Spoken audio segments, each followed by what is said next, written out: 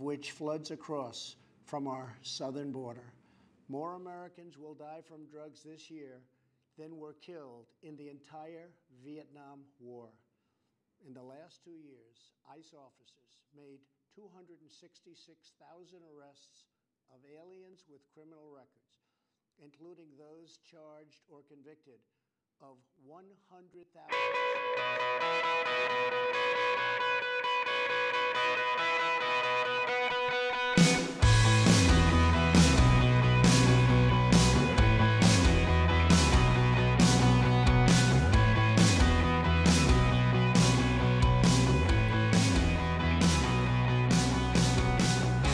Arm yourselves, America. This is Defenders Live with Steven Airey, and right now the president is speaking, so let's get over to him.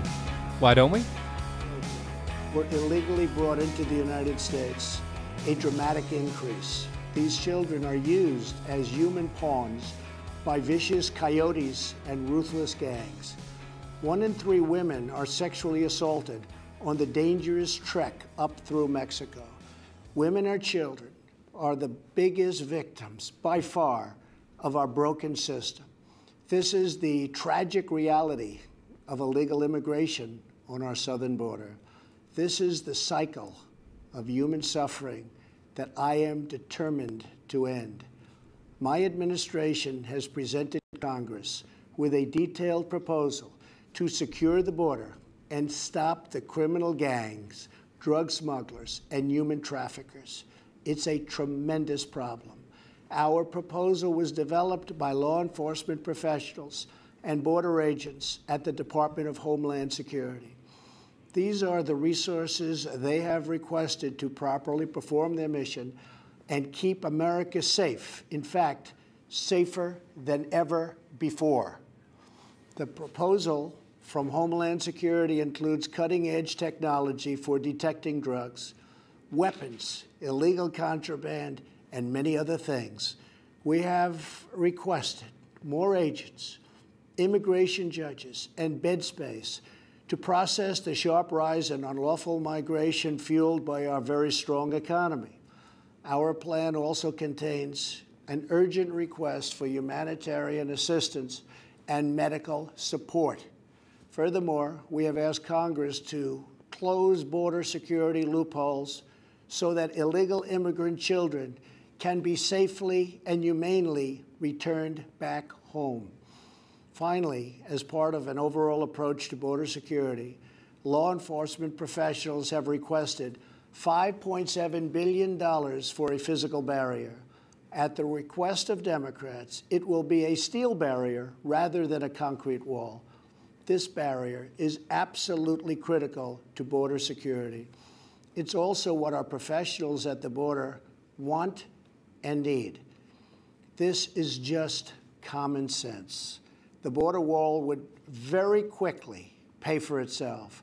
The cost of illegal drugs exceeds $500 billion a year, vastly more than the $5.7 billion we have requested from Congress. The wall will also be paid for indirectly by the great new trade deal we have made with Mexico. Senator Chuck Schumer, who you will be hearing from later tonight, has repeatedly supported a physical barrier in the past, along with many other Democrats. They changed their mind only after I was elected president. Democrats in Congress have refused to acknowledge the crisis, and they have refused to provide our brave border agents with the tools they desperately need to protect our families and our nation. The federal government remains shut down for one reason, and one reason only, because Democrats will not fund border security. My administration is doing everything in our power to help those impacted by the situation. But the only solution is for Democrats to pass a spending bill that defends our borders and reopens the government. This situation could be solved in a 45-minute meeting. I have invited congressional leadership to the White House tomorrow to get this done. Hopefully, we can rise above partisan politics in order to support national security. Some have suggested a barrier is immoral. Then why do wealthy politicians build walls, fences, and gates around their homes? They don't build walls because they hate the people on the outside, but because they love the people on the inside. The only thing that is immoral is the politicians to do nothing and continue to allow more innocent people to be so horribly victimized. America's heart broke the day after Christmas when a young police officer in California was savagely murdered in cold blood by an illegal alien who just came across the border. The life of an American hero was stolen by someone who had no right to be in our country. Day after day, precious lives are cut short by those who have violated our borders. In California, an Air Force veteran was raped, murdered, and beaten to death with a hammer by an illegal alien with a long criminal history. In Georgia, an illegal alien was recently charged with murder for killing, beheading, and dismembering his neighbor. In Maryland, MS-13 gang members who arrived in the United States as unaccompanied minors were arrested and charged last year after viciously stabbing and beating a 16-year-old girl.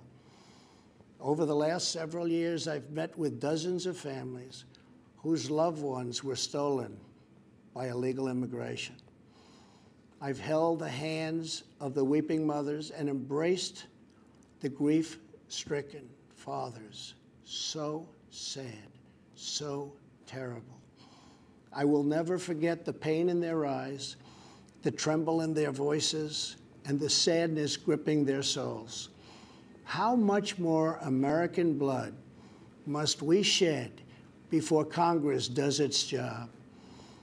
To those who refuse to compromise in the name of border security, I would ask, imagine if it was your child, your husband, or your wife whose life was so cruelly shattered and totally broken.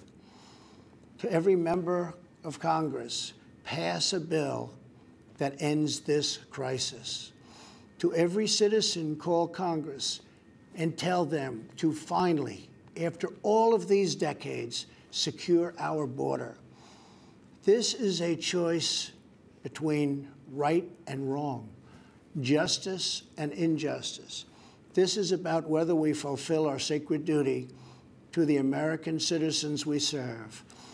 When I took the oath of office, I swore to protect our country, and that is what I will always do. So help me God. Thank you and good night.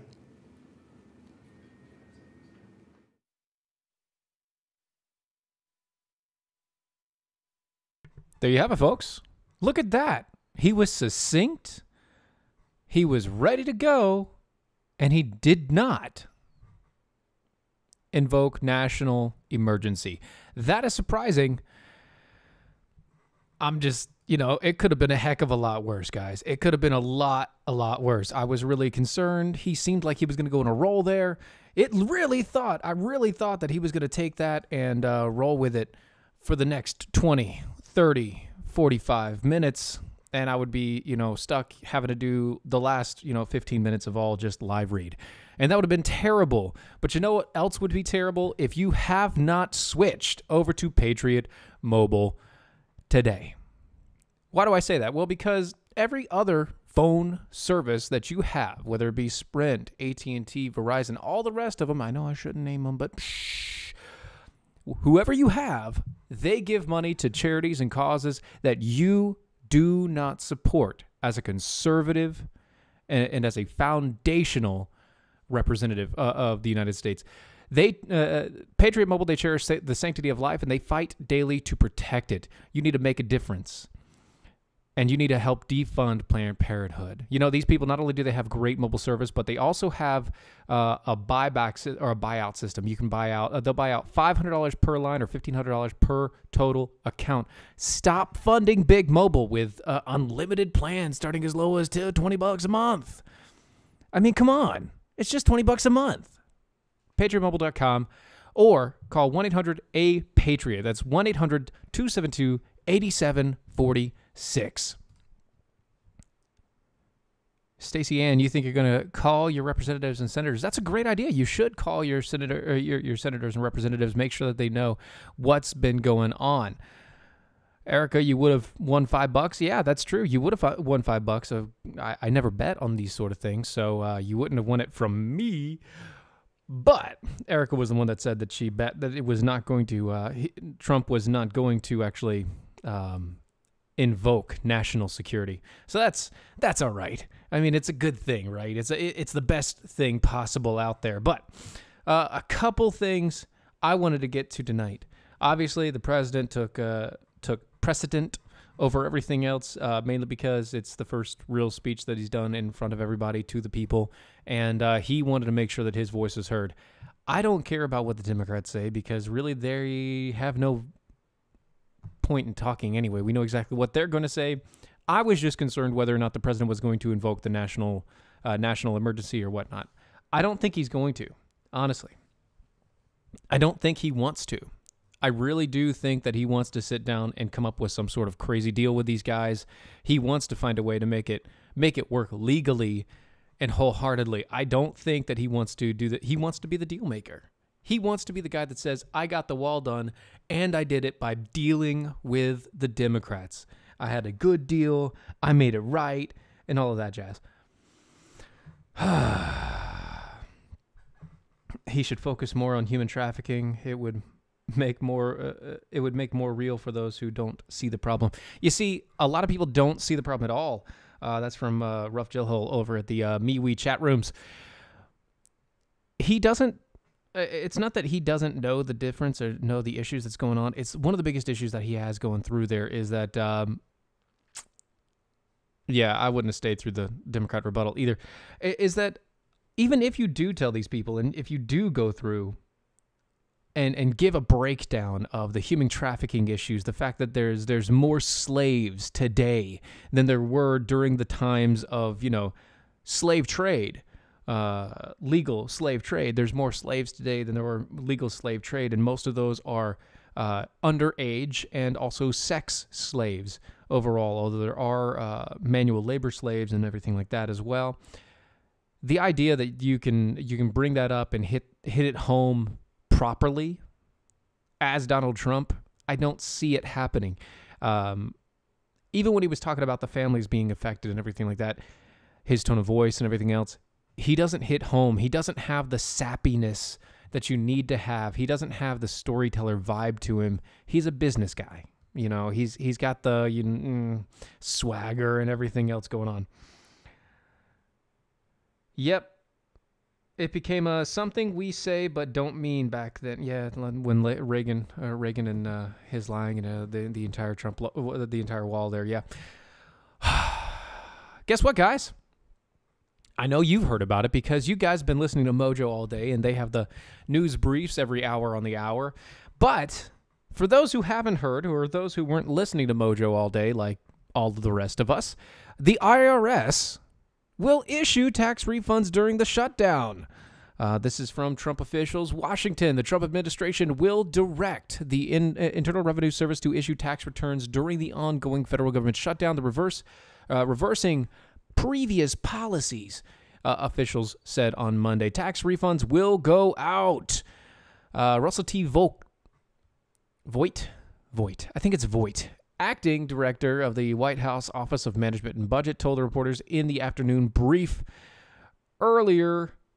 yesterday. It must have been yesterday because it said the 7th, and yesterday was the 7th. So this came out on the 7th. Let's see.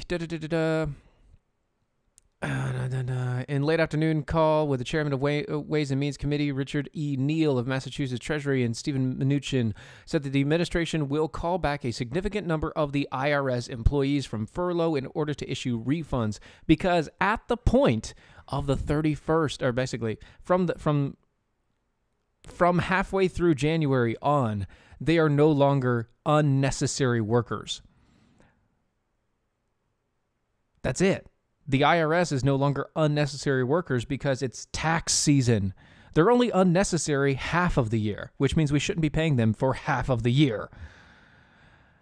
But I digress. I mean, Lori, okay, no. I understand I look young, but if you saw over November, because I don't know why, Lori, you weren't watching the show in November. Why was that, Lori? Why weren't you paying attention in November? I did grow the fuzz out, and it was wrong, and it was horrid, and it was terrible. No good, very bad things. Don't do it. But you know there is a good thing that you should do, and that is to go to everybody's favorite, Tar River Arms. Tar River Arms, or traguns.com. They are America's first virtual gun store, and they make it easier than ever to purchase firearms online. You see, they're trying to modernize the entire firearms buying industry. They're trying to accommodate for everything that's going on. They have some huge things that are about to happen in the very, very near future. These guys have full three-dimensional interactive experience, as well as zooming in and out. They use high-resolution cameras, so you can go all the way in. You can look at every little intricate piece. It's almost as good as holding the gun in your hands. Plus, weekly specials. They eliminate most of the shipping and brokerage fees for almost all of their stuff. Great guns, great prices, great service. That's traguns.com. And by the way, just so happens it expires tonight at 11:59. They have a coupon code going on. If you use the coupon code Common Sense Gun Purchase, it's all one word, Common Sense Gun Purchase, you can get 5% off of any purchase of over $600 or more. So any purchase of $600 or more, they give you 5% off. Go to traguns.com, traguns.com. Boom. There you go. All right. It's there. You can look in the comments section on the Facebook page. It is right there for you. Oh, goodness me. Gotta love it. Oh, so, did you guys hear about this Ed Buck? I didn't even know there was a guy named Ed Buck, but apparently Ed Buck, he is a huge mega donor for the Democratic Party in California. And, well, you know what? Let's just get to the story. I want to let you decide. Protests erupted Tuesday outside of West Hollywood home of a prominent Democrat donor, Ed Buck, with activists calling for Buck's arrest after a man was found dead in the apartment earlier Monday. This 17 months after a deceased male escort was discovered there. Look at that! Yeah, I know. I am so glad I am daily as well, Elijah. Man. Okay, so here's the quote from the protesters. Quote, "Arrest Ed Buck. Prosecute Ed Buck. And then a jury needs to convict Ed Buck." Activist Jasmine Canick. By the way, that is not a very catchy chant. You gotta get something a little catchier, you know. No work, no pay. No work, no pay. Something silly, you know. You have to make it work. You have to make it right. So Jasmine Canick said to the crowd gathering outside of the California apartment on Monday, "This man," quote, "this man has 2 dead bodies in his house, and he is still in his house." Said another demonstrator, "This man is dangerous to our community." See, neighbors of Buck, who were drawn out of their houses as a result of the protest, said that they have the same questions as everybody else and have made their own calls to police, according to Fox 11 News. See, attorney Seymour Amster, Buck's attorney, confirmed that the most recent death to Fox News and said that the unidentified victim was a longtime friend who had known Buck for 25 years. Doesn't mean he didn't kill him. Amster said that the victim reached out for Buck's help. Doesn't mean he didn't kill him. Sunday night and began acting, quote, in a bizarre way after he arrived at Buck's apartment. Doesn't mean somebody killed him. Quote, as far as we're concerned, this was an accidental death. Somebody probably killed him, said Amster, who added the police had released the scene and Buck was not under arrest. Multiple pictures were taken of Buck, by the way, standing next to Hillary Clinton. Most of his friends were dead because they said things. The man's identity and cause of death have not been released as of yet. The Los Angeles County Sheriff's Homicide Bureau has responded to the location, and investigators are conducting a thorough investigation, police said in a statement obtained by Fox News. A resident who lives in the area of KTLA said she was walking her dogs around the 12:15 a.m. Monday when she saw an individual enter Buck's home. Quote, I woke up to find out that he didn't come out. Ooh, it's so scary. But anyway, Buck is a well-known figure in the LGBT political circles, as has given more than $500,000 to a range of groups and candidates, including former President Barack Obama and former Secretary of State Hillary Clinton and Los Angeles Mayor Eric Garcetti. Oh my gosh. So back in July of 2017, a Jamel Moore was found dead in his apartment. He was, apparently they were seeing each other, I guess. I guess. Moore's death initially was ruled an accidental methamphetamine overdose, but the Los Angeles County Sheriffs reopened the investigation after writings in Moore's journal implicated Buck in his drug use. So more than likely, this man, who's big friends with a ton of Democrats and is basically untouchable because he's a huge Democrat donor, has probably been sleeping around with a bunch of other men and giving them a ton of drugs. That's the implication anyway. I'm not saying he did it. I'm just saying that more than likely he did it. I'm not saying he did it, but he kind of probably did it. You know what I mean? He probably did it. It's not that he did it, but he did it. It was, yeah, he did it. He had to have done it. So you have that, okay? We have that going on. We have the president deciding that he's going to make a public speech, which, by the way, sounded pretty good. It wasn't the best speech. It was prepared, which means that he didn't have like the full body and life that he has with his off-the-cuff remarks and everything else. But the president seemed pretty good. He seemed together. You have the IRS announcing that... Man, I tell you what, you have the IRS announcing that they're going to not worry about and that they're going to pay you on your refunds, which is very nice of the government to give you back your money that they overcharged you during the year. Very nice of them. Very wonderful things. Yeah, letting those pesky facts cloud out judgment, Elijah. That's about right. It's kind of how that works, you know.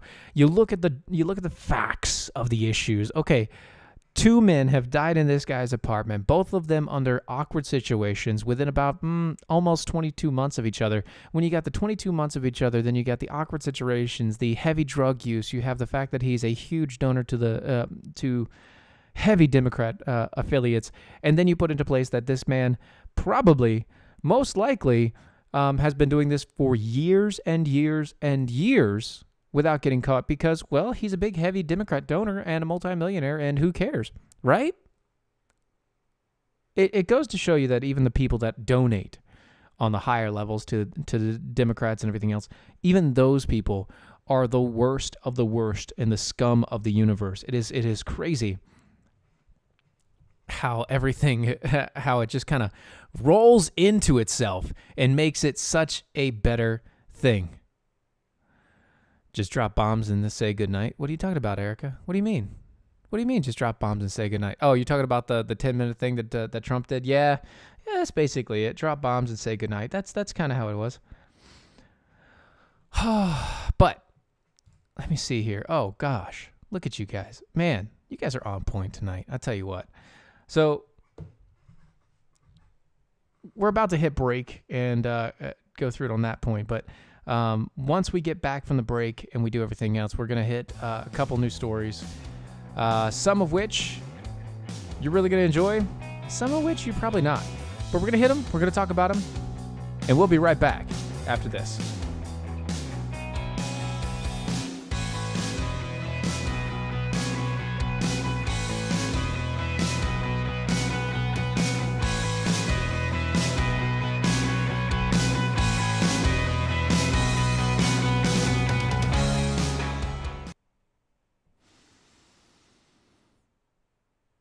Okay, there we go. Oh, man. Yeah, I'm sure he committed suicide. Oh, come on, Roz. That's not nice. Seattle. Lori, don't worry. You're not going to be able to butt dial me tonight, mainly because to do that, you'd have to, like, Skype in, and butt Skyping is a little bit harder to do than butt dialing. Mm-hmm. Yeah, go ahead and move over to the Mojo page, Erica. I mean, everybody else is there, so yeah, it is what it is. Let's see. Okay, so, man, you guys are going there. Let's see what's going on over the MeWe page. You guys on the MeWe page are not paying attention. Who cares? I guess. You know, who cares about little old Steve? That's fine. No big deal. Sounds like a challenge. Yeah, I bet it is a challenge. I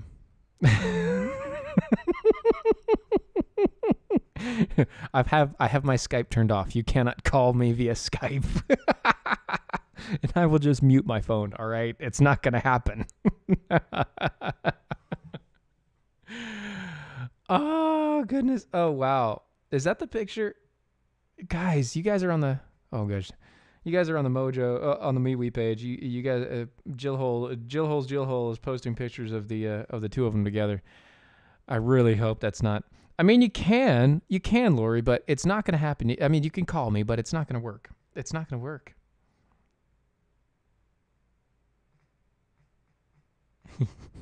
Kathy didn't listen to the speech. That's okay, Kathy. It's all right. All right. Couple seconds. We'll be back in session here. Hold on.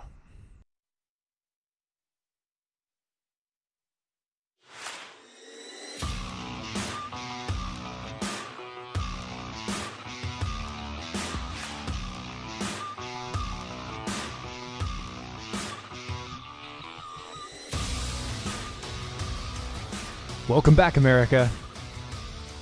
This is Defenders Live with Steven Airey on Mojo 50. I'll tell you what, man. There is nothing better than making fun of some people, including you guys in the Jackhole Nation. Nothing more fun than making fun with you guys and for you guys and at you guys. But I'll tell you what, the best thing that we can all do is to make fun of the left. And the best way to do that is go to rightongame.com and get yourself the Right On Game. Use the promo code Mojo50. You get 10% off on the discount. Mojo code 50. Get 10% off at the rightongame.com. They have great, wonderful categories such as Wussification of America, the Earth Snobs, Islam Abomination, Hollywood Hypocrisies, Millennial Entitlement, Feminism, Follies, Campus Coddling, and so much more. Trigger warning, the microaggressions contained in the box. If you are a millennial snowflake, you will be offended by its content. Please retreat to your safe space. The Right On Game is just the best thing that you can do with your spare time if you aren't studying, learning, working, watching this. And the reason why is because mocking the left, it just feels so right. Go to rightongame.com, use the promo code Mojo50, get 10% off on your purchase. rightongame.com, Mojo50. Now, here's a funny thing. And by funny thing, I don't mean a failure doesn't matter. I mean, you make more than... Really? Lori? How do you know you make more than Chris Cruz? That's That's kind of mean to say.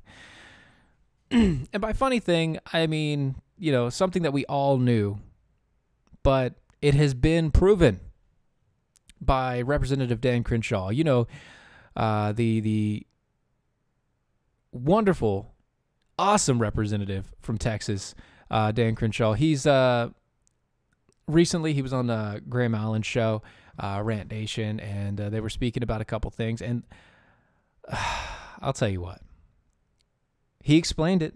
He set it up. Our government is exactly like WWE wrestling. You go out on stage, you make a brave face, you make a couple enemies, and you smell up what The Rock is cooking. And you go through the entire process, naming names, talking trash, cracking cans, breaking spines with chairs, and it's a no-holds-barred match. Yeah! And then you go backstage, and you all laugh it up, chuck it up. And I don't mean Chuck and Nancy, but you all laugh and talk and make wonderful comments about, oh, gosh, man, you are such a nice person. And I wonder what we're going to have to do next time to tell these people and hype up everybody to get them involved in the economy. I mean, it's so great.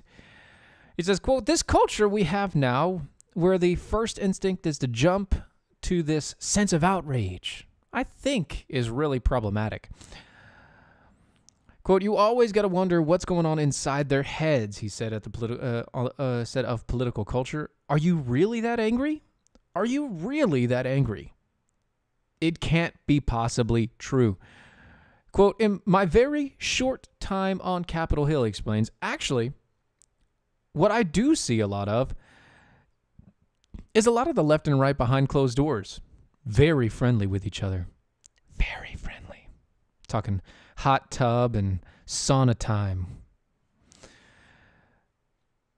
And I know that gave you a terrible image because, I mean, hot tub and sauna time with pretty much everybody in Congress would be like, but at the same point in time, hot tub and sauna time. Quote, they like to point out that there should be bipartisanship, Crenshaw said. But then they don't cover, speaking of the media, the bipartisanship that actually happens. Those good news stories don't get out. By the way, the good news stories that came out yesterday that I told you about the fact that they pushed brand new legislation out the gate, making it so that you can use a concealed carry across state lines, that is bipartisan legislation. That's good.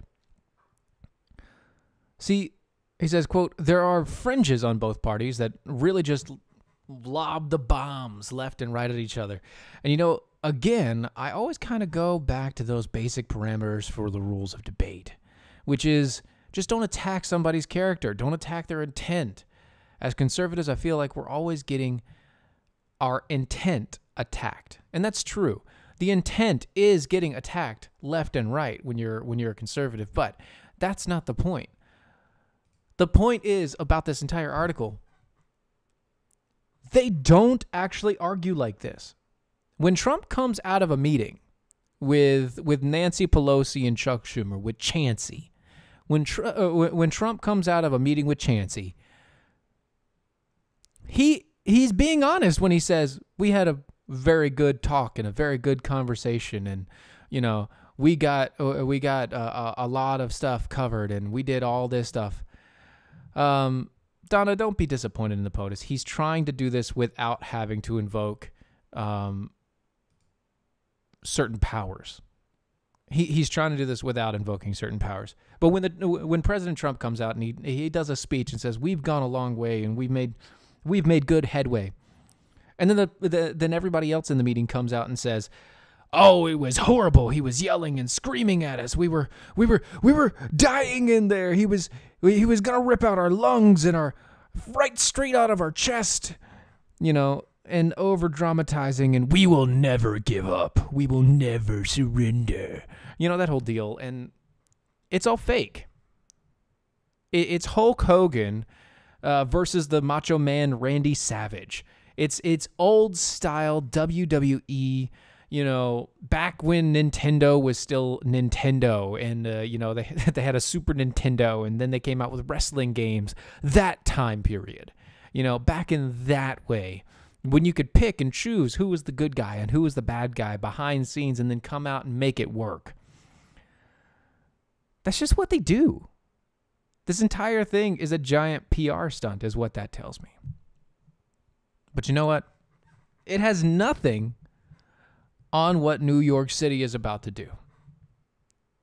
You see, New York City is about to do something, and I don't care because I'm never going to live there, so it's never going to affect me. But New York City is going to fund health care for all, including undocumented peoples. So including illegals, there is going to be health care for all, Mayor Bill de Blasio said. The New York Mayor Bill de Blasio proposed a $100 million plan that he said would provide affordable health care for all.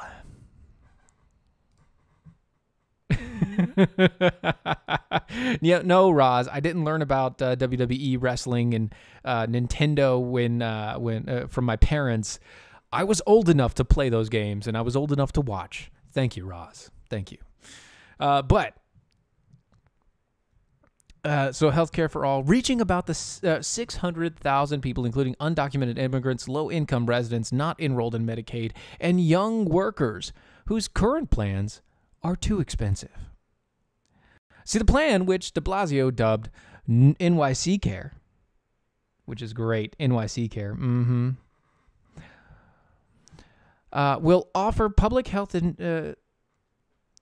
insurance on a sliding price scale based on income. The mayor said that during an interview Tuesday morning on MSNBC, it will begin later this year in the Bronx, right where AOC's from,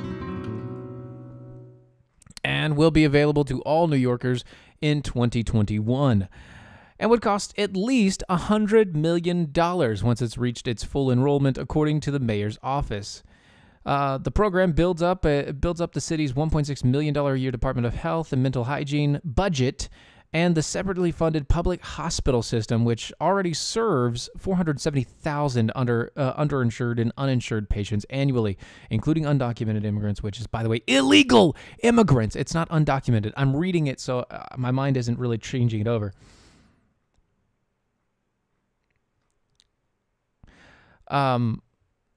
Changing it over and getting things done. In more than 11 hospitals and 70 neighborhood clinics, the city already had insurance plans, Metro Plus, and used a template to cover for the coverages. The plan, he's saying that it's going to take 2 years to get a state. Okay, here's the thing: New York City, do what you want to do. Do what you want to do. I don't care one bit. This is why we have the power of the states and the power of the cities, and the powers and the principalities of each one. You know what? Go do it.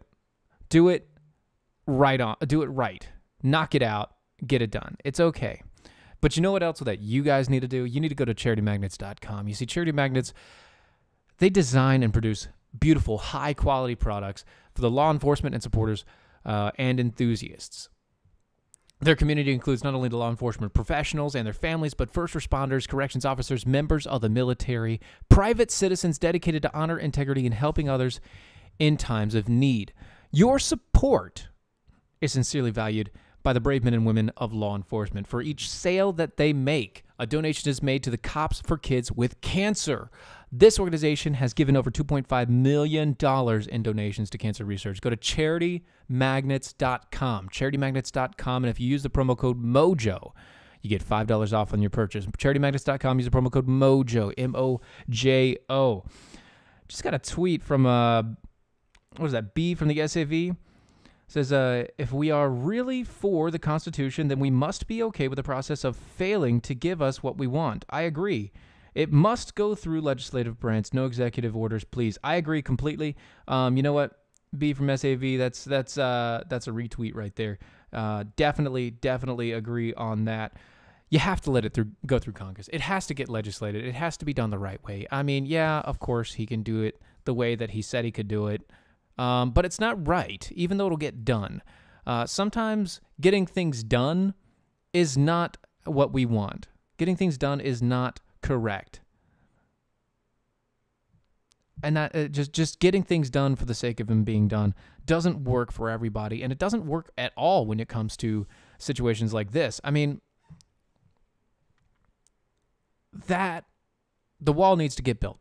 Yes. Will $5 billion do it? Probably not. But it'll build a good significant chunk, and then maybe next year or maybe halfway through the year when they come up with another CR, he'll get the rest of it, and it'll get finished before he gets out of office. That would be the best thing for him. Actually, the best thing for him is to have it done and built before the 2020 election season really starts. That would be the best thing for him. But on to bigger and, actually not bigger, but smaller news. Technically, you could say smaller news, as the U.S. decides to downgrade the EU and their diplomatic statuses in Washington. This is a weird story for me because it's not very often that you hear about weird protocol changes when it comes to administrations and different countries and how they interact with each other. It's just odd to me that this would even be a thing that happened. But apparently the EU says that the United States has changed the bloc's, which BLOC, diplomatic status in Washington, in practice downgrading it. The Trump administration did not notify the EU about the change. The EU has asked the U.S. to explain the move. This from the EU spokesman, who I can't say her name. Previously, it has been U.S. practice to treat the EU delegation and ambassadors, quote, as a country would be, end quote. The U.S. ranks the diplomatic status of the international organizations lower, mainly because it isn't actually a country. It is just a conglomerate of a bunch of countries, and it's very loosely held. It's basically the Articles of Confederation as far as size and scope of that is concerned. But, so here you go. Let me see here. The EU source who declined to be named said that the U.S. has changed the way the diplomatic list was implemented. But not the list itself, which describes the EU as an international organization, not a country. Basically, is the whole deal. They're like, we're a conglomerate country. You know, we're the EU. We're every country in here. No, you're a separate entity held above all the rest of the countries in Europe. So you're a union of a whole bunch of countries. So the change of protocol, let me see here. The change comes amid heightened trade tensions and the EU's anxious to dissuade President Trump from slapping 20% of tariffs on all imported EU cars last year. And the U.S. and the EU imposed tit for tat on a range of goods. Mrs. Spokesperson of the EU, who I can't pronounce the name, said, quote, "We understand that there was a recent change in the way the diplomatic precedent list is implemented by the United States protocol. We are discussing with the relevant services in the United States administration's possible implications for the EU delegation in Washington. We were not notified of any changes. We expected the diplomatic practice established some years ago to be observed. We want to be heard." The point is, apparently we don't care in the U.S. The EU is not a real thing. The EU is about like NATO. It's a conglomeration of a whole bunch of countries. If all those countries want to come to us and say we want to join together and we want to trade with you and we want to have ambassadors of each individual country, that is how it should be had. The EU is a death knell to Europe. It is a horrid death knell. It is a terrible drain on the economies of all of the European countries. What they need to do is they need to dissolve the union, become independent countries again. Don't rely on each other's strength in those areas, but instead rely on your own strength. Become a country worth your salt again. Every one of these countries that is in this union, every single one of them used to be strong, reliant, individual countries that traded with everyone individually. And now they're like, oh, but the euro, and oh, but we need to make sure that everybody's on the same page, and oh, but we're so close together. I mean, if we started trading with each other without having this giant body of government standing over top of us telling us what to do, it would just be like before we had this giant body of government telling us what to do. Everybody would be trading in their own ways and stuff. Yeah, that's the point. That's the point. You need to let go. If you would let go of certain things, if you would be able to dissolve certain countries out of the European Union, places like Germany wouldn't have to, finance other countries like Italy and everything else. They wouldn't have to finance the fall of France as it descends into Islamic terrorism. They wouldn't have to go through this entire process. You know what? And Germany, I mean, Germany's not the greatest country in the world, but Germany has their own problems. Germany can't deal with their own problems if they have to also abide by a European Union and their rules and regulations that forces them to fund everybody else's junk. It can't happen. It's happened for a while, and I guess it worked out okay. I guess it worked out all right for a little while. Everybody was all hunky-dory about it. You had the euro, and everything was, oh, we're just trading free between each state and their country. Because technically the United States is technically the United Countries of America, if you understand how that applies. But at the same point in time, yeah, you get to travel through each country, and basically all you got to have is like a little passport or whatever, and you can go through, and you can basically walk country to country to country, country to country, like we do, state to state to state to state to state. You can drive through, not a problem, no big deal. But at the same point in time, each one of those countries that has to support another is causing the downfall of their own country by doing so. It doesn't help them whatsoever. Just like if we as a state, we as each individual state had to support other states when they do stupid crap by giving our money in the states over to the United States on the federal side, and then once the federal side gave our money that we paid in to a state that's been bankrupt, California, for years, New York, California, it's like that. It's like living with unnecessary debts. It's like telling everybody in the United States that, hey, guess what? Your kids, and your kids' kids are going to be paying this debt off that we're accruing right now. So you might as well have a bunch of kids, because if you don't, then we're going to die. And by the way, America, we are under the replacement numbers for children. Hate to tell you this, but we're under the replacement numbers. You have to be at least two. two children for every adult. 2 children for every adult needs to be born for the replacement of just regular population replacement, not even growth, just population replacement over a 60 to 80 year period. You have to have 2 kids per adult. Or per couple. 2 kids per couple. We have 1.7 because my generation decided that they weren't going to have kids until they're 45.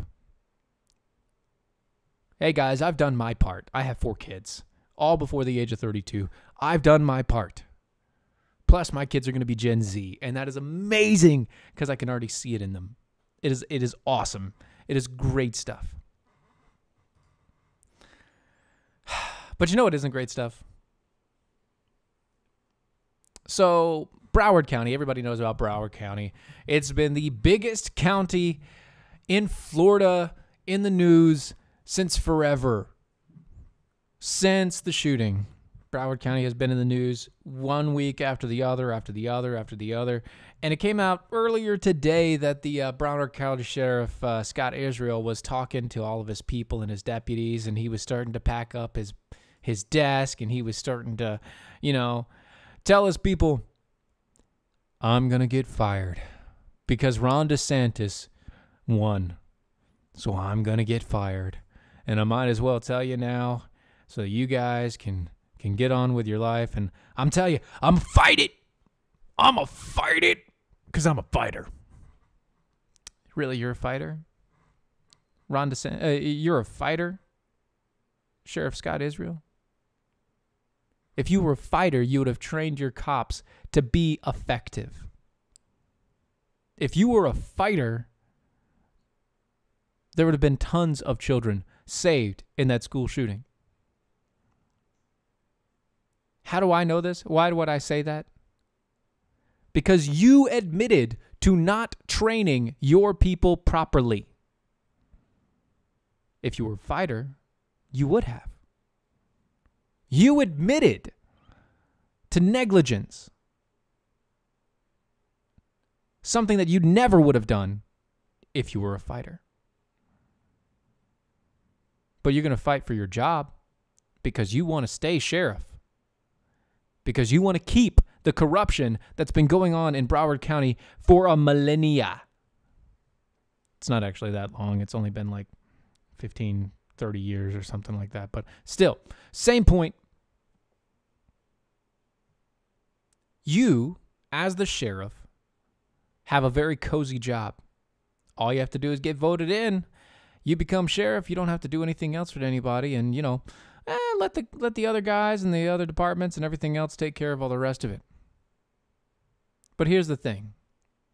Turns out a spokesperson for Ron DeSantis, Florida Governor Ron DeSantis' office, on Tuesday denied that the governor officially suspended Broward County Sheriff Scott Israel following reports of the sheriff's imminent removal. You see, I don't think he's going to actually suspend him immediately, but if he does, it's the best thing that he can do. But I think what he's trying to do is he's actually trying to go through and set up a new replacement for the man first. He wants to find a man that's actually a fighter. That's right, Erica. Fighters don't stand down while kids are being shot. You don't train your officers to hide when a shooting goes down. You train your officers to go running toward the danger. Why? Because they're there to protect and serve. It is a thankless job. Ask Dominique Izzo. He was on before me. Being an officer is a thankless job.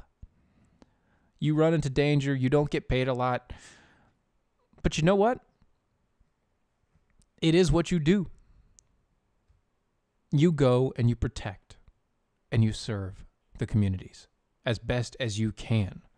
You don't hide behind a wall when you heard one or two gunshots and then never hear one again because he's gone across to the other side of the building and decided that he's going to shoot up over there. You don't wait for the security cameras who have a 20-minute delay on them to tell you if the shooter is gone or not. If you have enough of a police department out there, which you did within a few minutes of the shooting starting, you go in, you get the kid, and you stop it. People died from from the shooting wounds. People died from bleeding out because you had your sheriffs take forever.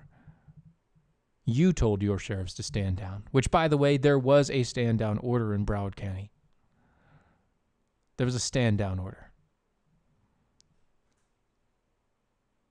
And I can't believe that that didn't come from anybody else but the sheriff. So I don't know, Scott Israel. You're not a fighter. You're a politician. You're a sniveling weasel. And you need to be removed from office. But I think Ron DeSantis, which I'm glad that he won, because Florida was heavily debated. I'm glad that he won. But I think he's smart enough to know that he needs to find a replacement for you before he just rips you out of office. And I think he understands what he's fighting up against, because there's a huge Democrat swell backing you. Because if you go down and you decide to turn canary, you're going to take everybody else down with you. Folks, this has been Defenders Live. I hope you enjoyed it. Stick with me, guys. We'll see you again tomorrow night. Same bat time, same bat channel. Go check out our gear over at doaeshow.com/shop. See you next time, folks. Bye-bye.